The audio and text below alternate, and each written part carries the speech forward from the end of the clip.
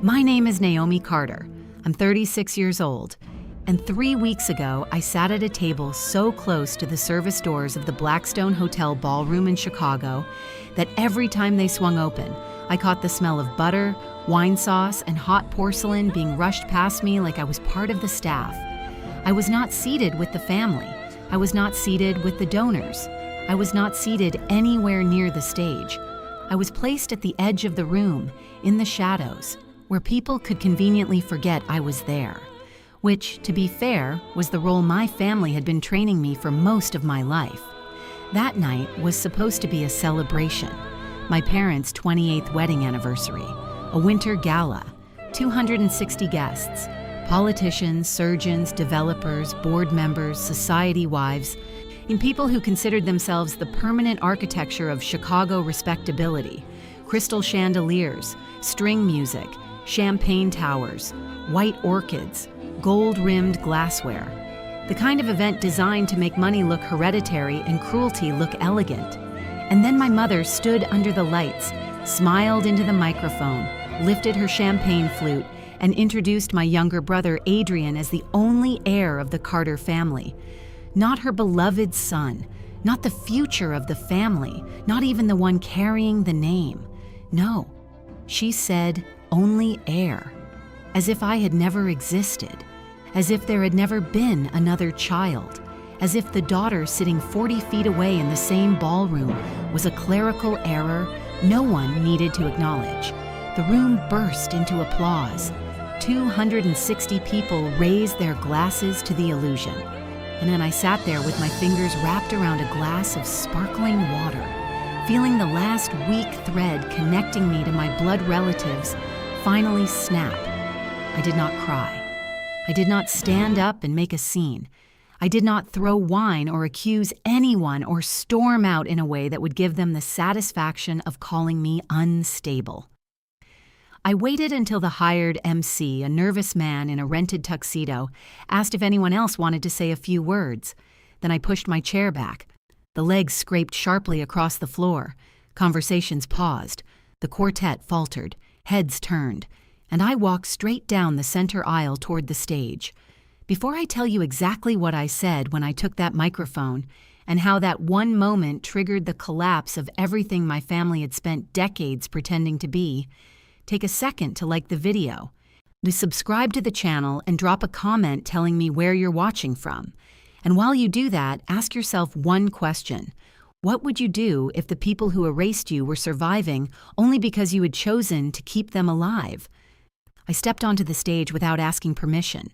The MC moved aside because something in my face must have told him this was no longer his room.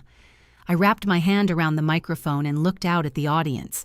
I knew many of the faces staring back at me. Some had attended charity events my parents hosted. Some had played golf with my father. Some had complimented my mother's perfect family while I was still a teenager, learning that silence was safer than asking to be loved. My father, Richard Carter, stood near the floral centerpiece, jaw locked. My mother's smile had not disappeared. It had cracked. Adrian looked confused, not guilty. Not yet. Just confused, like someone who had spent so long living inside a performance that he had no idea the set around him was real wood and glass and could actually break. I said, "Good evening. For those of you trying to place my face, let me help you. My name is Naomi Carter. I'm the daughter this family learned to edit out." The room went still. Truly still. Not socially polite still. Not mildly uncomfortable still. The kind of stillness that presses against your skin and lets you feel every eye in the room as a physical weight. I looked toward my mother. "A few moments ago," I said, "Evelyn Carter introduced Adrian as the only heir of this family. It was a beautiful line, clean, efficient, very on brand. The problem is, and it leaves out the person who has been quietly financing this family's image for the last 54 months. That was when the first visible change hit the room. I saw people straighten in their chairs. I saw forks set down.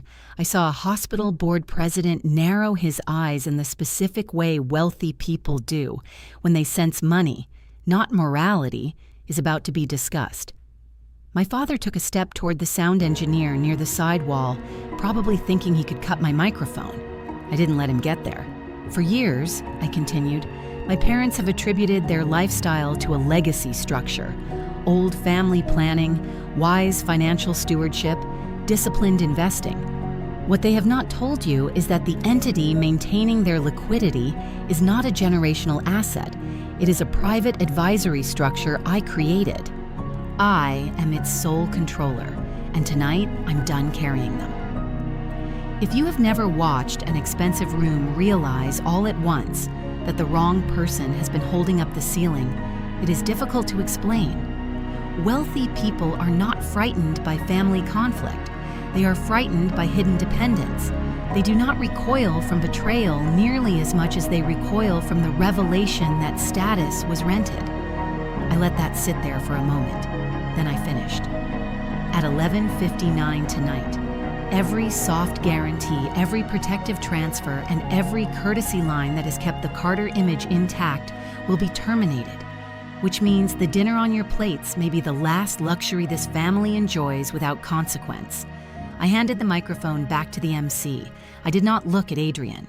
And I did not give my mother the emotional confrontation she wanted. I did not give my father the chance to bark, deny, threaten, or negotiate. I walked off the stage, down the same aisle, through the same heavy ballroom doors, and out into the freezing Chicago night. Behind me, glass shattered. Later, I learned it was my mother's champagne flute slipping from her hand and breaking across the stage. At the time, I didn't turn around. Some sounds don't need witnesses. The drive back to my place took 31 minutes. My phone started vibrating before I even reached Lakeshore Drive. Richard called once, then again, until eventually the screen looked like a pulse monitor for a dying man. I let it ring. When I got home, Daniel was waiting in the kitchen with the lights low and a cup of tea going cold beside him. Daniel never asks the kind of questions people ask when they want drama disguised as concern. He looked at my face, took my coat, and said, "You're done." Not, "Are you okay?" Not, "What happened?" Just, "You're done." And that was exactly right. I went into my office, opened my encrypted laptop, and logged into the control panel for North Anchor Advisory. That was the name of the structure I had built 4.5 years earlier, when I first discovered just how close my father's company was to going under. On paper, North Anchor was a risk management and bridge support entity. In reality, it was the quiet hydraulic system, holding up a family that had already become structurally unsound. When Richard's business started bleeding cash years ago, he did what men like him always do. He doubled down on appearances, more dinners, better suits, more club presence, more curated confidence. My mother matched him perfectly. She treated image like oxygen. Adrian, meanwhile, was being raised as the golden projection of continuity. Charming, polished, easy in expensive rooms. The kind of son people described as born for this, when what they really meant was born to be carried by other people's labor.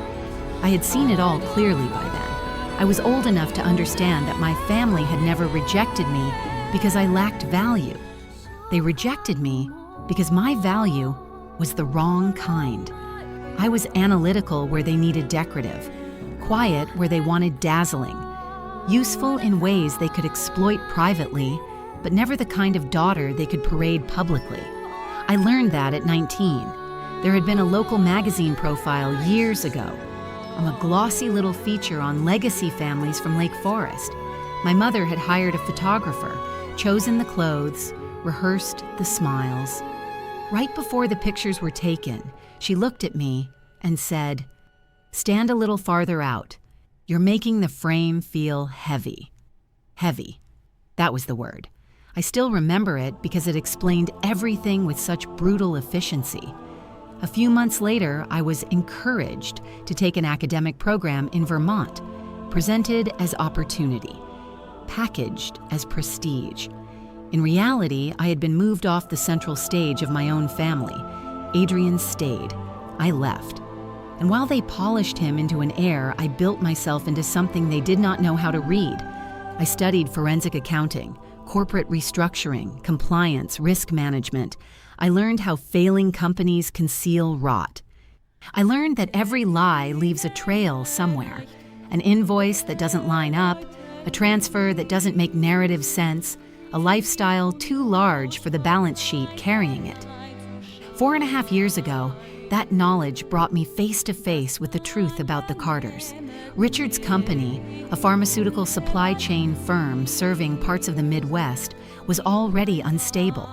Margins were shrinking, debt was hidden, lines were strained. He was weeks away from a reputational event he would never survive socially. So I built North Anchor, not because I loved them, not because I hoped gratitude would heal history, but because I could use the tax architecture of their weakness in a way that benefited my broader financial strategy. Their ruin had value. Their survival, temporarily managed, had value. And if I'm being honest, with some quiet broken part of me also wanted to know what it would feel like to become the invisible foundation under the people who had spent my whole life treating me like the decorative flaw they wished they could crop out. For 54 months, I kept them upright. $18,500 a month on average. Club dues, residential buffers, event deposits, lifestyle pressure valves. Nothing direct enough to reveal me. Everything disguised well enough to let them go on believing they were self-sustaining. That illusion ended the night of the gala. With 4 keystrokes, I froze every discretionary support channel. With 2 more, I pulled the soft guarantees tied to their personal lifestyle expenses. Then I closed the laptop and went to bed. The next morning, the system began telling the truth. At 8:07 a.m., no, the first alert came in. Ravenswood Heritage Club membership draft failed. At 8:22, a property management transaction linked to the Lake Forest house bounced. By 9:15, one of Adrian's associated cards had been flagged for insufficient coverage. By lunchtime, I had 67 missed calls from Richard. The messages followed a predictable curve. Denial first. Call me immediately. This has gone far enough. Then outrage. You have no right to interfere in family affairs. Then legal fantasy. You are exposing yourself. And finally, the phase all performative patriarchs eventually reach when the scaffolding comes off and they realize the room is cold. Pleading. We can talk this through. Don't do anything irreversible. I ignored all of them. Adrian, meanwhile, it was discovering how quickly identity collapses when it has been built entirely on subsidized shine. He was 29, handsome, socially fluent, and professionally hollow in a way that made people mistake confidence for competency. For the past 2 years, he had been trying to build a premium non-alcoholic lifestyle brand targeted at young, affluent consumers. Curated tasting events, membership perks, limited-run packaging, all the language of exclusivity and none of the operational truth. It didn't make money, it generated mood boards. But when the family still had soft backing, failure could be dressed up as incubation. After the gala, that fiction stopped being affordable. Adrian needed capital fast. Then he assembled a glossy pitch deck and went looking for a $220,000 bridge round from a boutique investment syndicate in Chicago. The timing would have been funny if it weren't so mathematically perfect. That syndicate had retained my firm's compliance division for external risk review. I did not even need to touch the file myself. Priya Shah, the sharpest audit lead in our Chicago office, took one look and called me an hour later. He didn't even try to hide the circularity, she said. He hadn't. Membership counts inflated. Sales activity padded through internal loops. Inventory flow staged to create the appearance of traction. Everything Adrian had ever been was in that file. Expensive surface, no load-bearing core. So the syndicate rejected the application and internally marked the portfolio as a severe credibility risk. One door closed, then another, then another. But Adrian's biggest mistake came after that. Desperate people do not become clever. They become sloppy. Around the same time his capital path collapsed, he accelerated a relationship with Celia Monroe, the daughter of a wealthy hospitality family who owned enough hotel property to be considered permanent weather in certain circles. Adrian did what people like Adrian always do when they're out of options. He went hunting for a new host. A week after his rejection, he posted a photograph online that was supposed to solve all his problems at once. His hand, Celia's hand, candlelight, champagne, a private rooftop, and on his wrist, a vintage gold timepiece he claimed had become part of their engagement story. The caption was sentimental, the comments were ecstatic, and the second I saw the watch, I knew exactly what it was. It had belonged to my grandmother, Margaret Hale, one of the few people in that bloodline who ever treated my mind like a gift instead of an inconvenience. 3 years before, she had left behind a sealed estate addendum making that specific watch mine. It was valued at $96,000, but the number wasn't what mattered. What mattered was the identification mark. When I was 10, I had once dropped the box it sat in and the clasp had scraped against a marble vanity edge, leaving a faint little crescent nick on the inner fold. And I remembered because I cried for an hour and my grandmother laughed and told me that beautiful things survived clumsy hands better than people thought. My mother had later claimed the watch was lost during estate transfer. I had known she was lying. I just hadn't had proof. Adrian gave me proof himself. I enlarged the photo. There it was, the crescent nick. He had posted documentary evidence of possession. Again, I did not call. I did not threaten. I did not argue about morality. I sent the probate record, insurance appraisal, and image comparison to my attorney and the insurer. 48 hours later, at a small cocktail gathering where Adrian was attempting to formalize his future with Celia, investigators arrived quietly, professionally, and requested the surrender of the stolen asset. Imagine the scene. Soft jazz. People balancing glasses of white wine, expensive lighting, and then Adrian, in the middle of his carefully staged rescue fantasy, being asked to remove a watch he had no lawful claim to wearing. Celia understood immediately that whatever story he had told her about legacy, sentiment, or family blessing was a lie. The engagement evaporated in the space between one breath and the next. He lost the watch. He lost Celia. He lost face. He lost the one upper-class lifeline he had hoped to secure before the money question caught up with him. And because consequence enjoys symmetry, the apartment he had been living in, a sleek unit in West Loop with concrete columns, oversized windows, and the kind of rent that flatters delusion, was also about to disappear. Adrian believed my father had been paying a faceless management company every month. What he never knew was that the holding structure controlling that residential asset sat under a property vehicle ultimately traceable to me. The second the support channel shut down, so did the rent coverage. 3 missed payments, $24,600 in arrears. Notice served. Suddenly, the only heir of the Carter family couldn't hold on to a girlfriend, a startup, or a lease. My mother responded the only way she knew how, by trying to seize the narrative. If you spend enough years weaponizing social perception, you begin to believe truth is just the version of events you can circulate fastest. Evelyn posted a long, trembling, manipulative statement in a private Lake Forest social group populated by the kind of people who donate at galas and gossip in parking lots. In it, she painted me as cold, unstable, vindictive, obsessed with control. She implied I had used financial sophistication to torment my own family. She hinted at mental illness without naming it directly.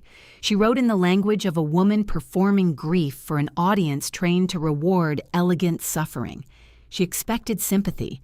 She expected outrage on her behalf. She expected me to call and beg her to take it down. Instead, she got Mara Ellison.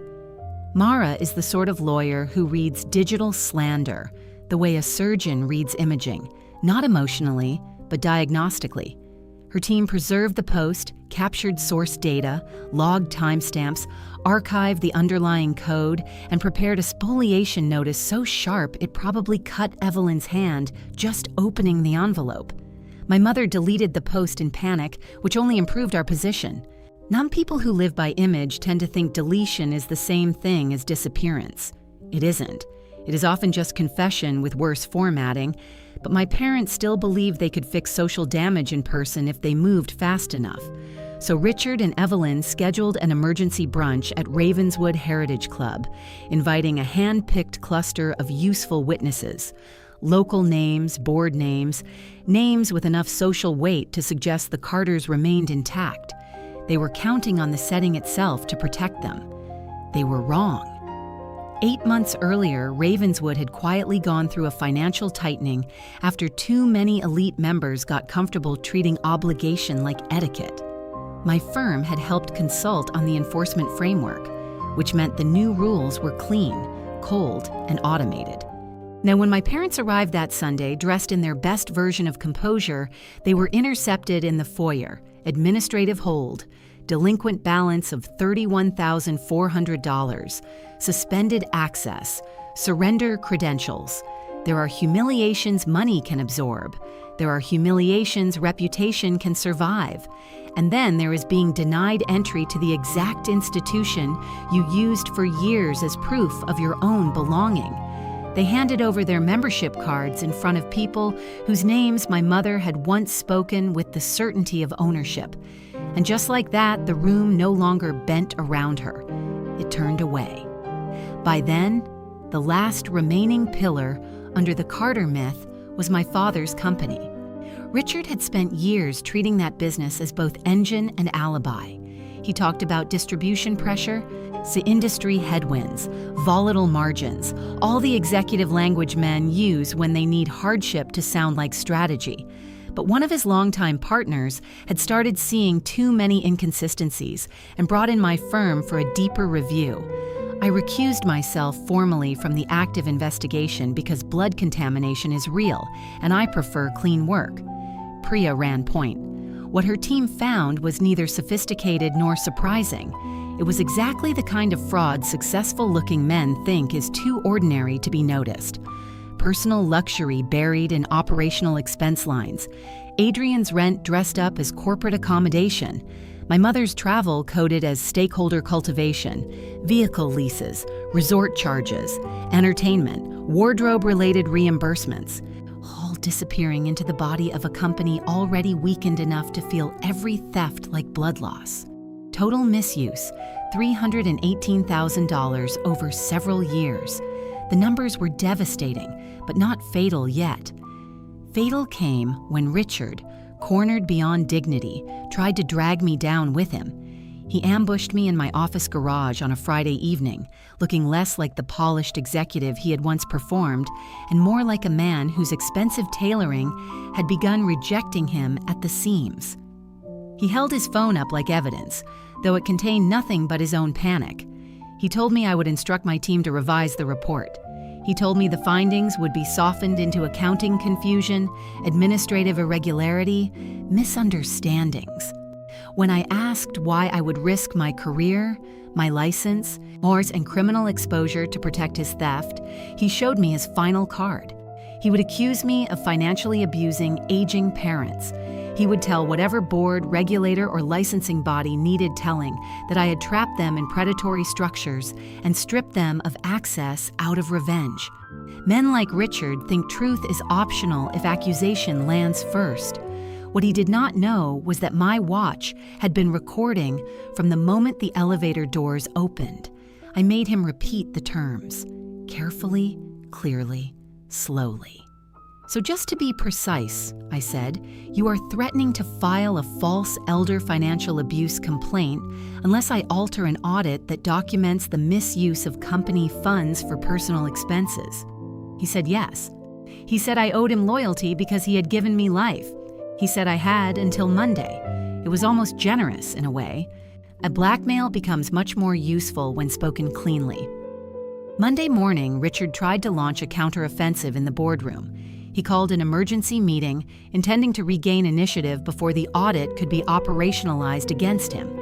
He still thought in terms of posture: control the room, control the truth. He entered in a good suit.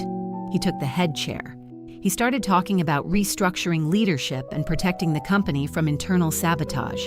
Then the door opened and Priya walked in beside me with the finalized report. Richard's face changed instantly, not dramatically, just enough. Enough for me to know he understood the geometry had shifted.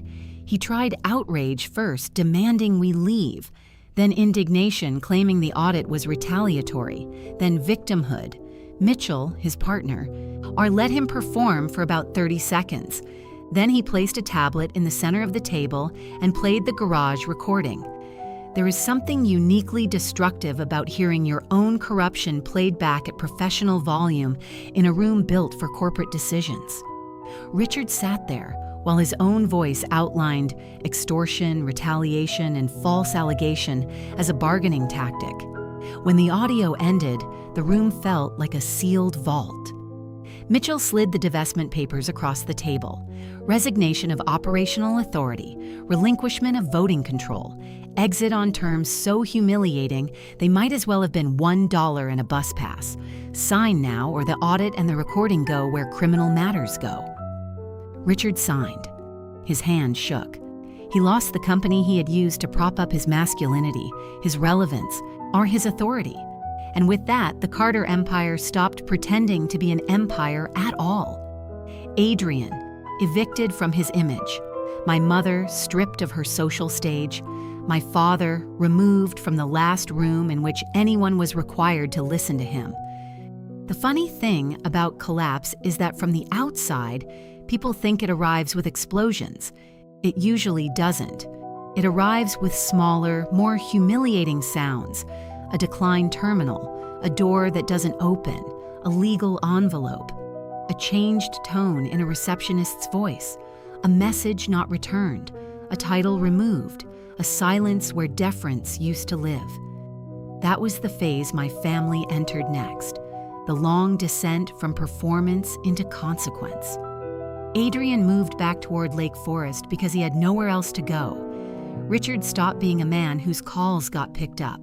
Then my mother became a woman who suddenly understood that invitations can die faster than flowers. Then one night, Evelyn made the last move she had left. A storm had rolled in off the lake. Cold rain, black sky, wind hard enough to make even brick feel exposed.